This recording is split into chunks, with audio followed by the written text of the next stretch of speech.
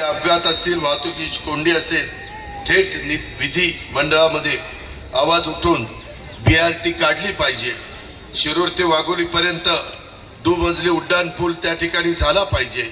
याकरता आम्ही नितीन गडकरींना पण भेटलो, त्याच्यामध्ये सगळ्यांनीच आम्ही जगदीश असेल, सुनील असेल, बाकीचे सगळे माझे सहकारी असतील, त्यांनी पण सगळ्यांनी त्याच्यामध्ये पाठपुरावा केला। मी पण बारकाईने त्याच्यामध्ये लक्ष दिलं आणि आता हा जो उड्डाण पूल आहे शिरूर ते वाघोली पर्यंतचा, हा तो थेट रामवाडी पर्यंत विमाननगर पर्यंत मंजूर करून घेतलाय।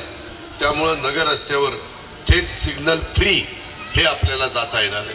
ह्याच्यातनं माझ्या वाहतूकदारांना दिलासा त्या ठिकाणी मिळणार आहे।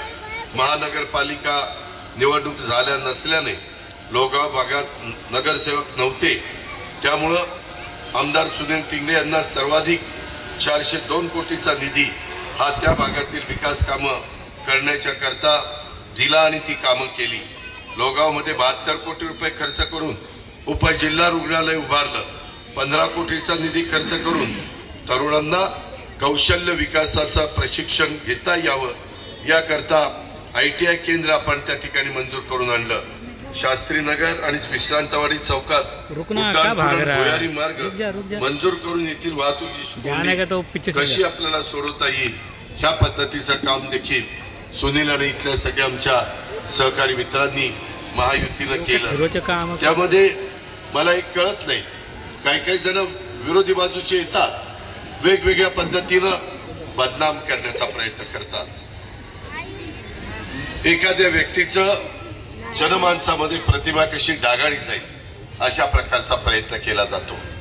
तुम्ही सगळेजण आपण एकमेकाला ओळखतो। मला आपल्याला सांगायचं आहे की सुनील टिंगरेंच्या विरोधामध्ये जो उमेदवार आहे ते उमेदवार त्यांना एकेकाळी मीच पक्षामध्ये घेऊन नगरसेवक केलं, स्टँडिंग कमिटीचं चेअरमन केलं, आमदारकी पण दिली। अशा पद्धतीची वेगवेगळी पदं त्या व्यक्तीने भूषवले। त्याच्या आधी तो जिल्हा परिषदेचा पण सदस्य होता। शेवटी आम्ही ज्यावेळेस लोकांचं प्रतिनिधित्व करतो त्यावेळेस वडगाव शहरीकरांनो आम्ही पब्लिक फिगर असतो। ज्यावेळेस आम्ही लोकांच्या मध्ये काम करत असतो त्यावेळेस तो प्रायव्हेट स्वतःचा विचार करणारा माणूस असतो, पब्लिक फिगर नसते। त्यांनी काही केलं तर कोणी जास्त त्याबद्दलची नोंद घेतीलच असं काही नाही, नियमाप्रमाणे कायदेशीर कारवाई त्या ठिकाणी होती। पण हे लोक एवढ्या महत्वाच्या पदावर त्या ठिकाणी काम करतात, त्याच्यामध्ये त्यांनी त्यांच्या घरातल्या पत्नीला नगरसेवक केलं, पुतण्याला नगरसेवक केलं। 30 वर्ष जवळपास त्यांच्या घरामध्ये सत्ता असताना पण आपला खराडी आणि चंदननगर भाग हा टँकर मुक्त करता आला नाही। कारण ह्या भागाला पाणी दिलं तर टँकरवाल्यांचे धंदे बंद होण्याची भीती म्हणून जाणीवपूर्वक ह्या भागाला पाण्यापासून वंचित ठेवलं गेलं। टँकरवाल्यांचा धंदा चालला पाहिजे ना, तुम्हाला पाणी मिळो किंवा न मिळो अशा प्रकारची एखाद्या लोकप्रतिनिधीची भावना असेल तर कसं माझ्या इथल्या स्थानिक लोकांचं होणार।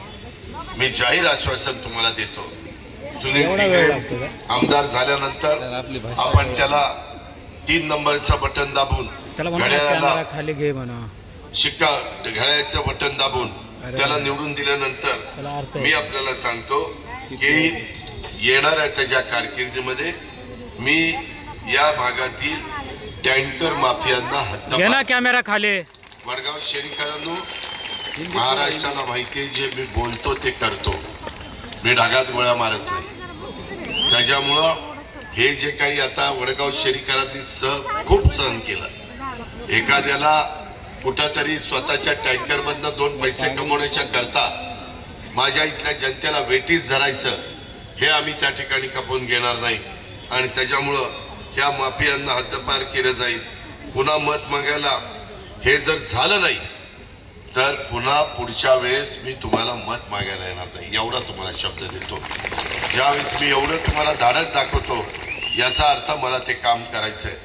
2019च्या निवडणुकीमध्ये मला आठवत आहे मी अशाच पद्धतीनं सुनील टिंगरेंची प्रचार फेरी काढलेली होती।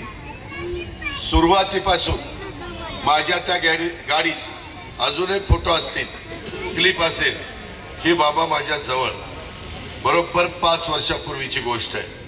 दिवसभर गडी माझ्या बरोबर राहिला, प्रचार केला, गुपचूप गाडीतनं उतरला, गाडीत बसला, थेट वर्षाच गाठलं आणि तिथं मुख्यमंत्री त्यावेळेस आमचे देवेंद्र फडणवीस होते, त्यांना भेटला आणि प्रचार अर्धवट सोडून त्यांनी त्या ठिकाणी भारतीय जनता पक्षामध्ये प्रवेश केला.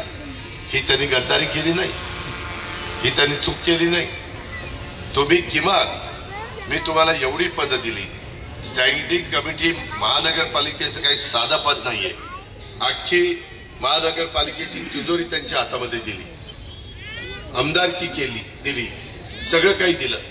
तुम्ही जाताना की भाऊ दादा माझं आता मन बदललेलं आहे, मला आता असं वाटतं की मी भाजपमध्ये जावं आणि मी आपला रामराम त्या ठिकाणी घेतो. सांगायला काय, आपण काय एकमेकाचा दुश्मन आहे का, किंवा एकमेकाला त्या ठिकाणी काही असं केलंच पाहिजे असं काही नाही. आणि त्या प्रकारे त्यांनी त्या ठिकाणी पळपुटेपणा केला हे देखील आपण सगळ्यांनी लक्षामध्ये घ्या. याच मैदानावर जगदीशला आठवत असेल, जगदीश मुळेकरांना आणि बऱ्याच जणांना तुम्हाला आठवत असेल, 2019ला लोकसभेच्या निवडणुकीच्या प्रचाराच्या निमित्तानं त्यावेळेसचे मुख्यमंत्री देवेंद्र फडणवीस साहेब यांच्या जाहीर सभेत एका मायमाऊलीनं मला न्याय द्या अशा प्रकारची मागणी केली होती की नव्हती. पुणे तसेच पिंपरी चिंचवड परिसरातील महत्त्वाच्या बातम्या पाहण्यासाठी आजच आमच्या डिजिटल PCMC न्यूज चॅनलला सबस्क्राईब करा आणि बेल आयकॉन प्रेस करा.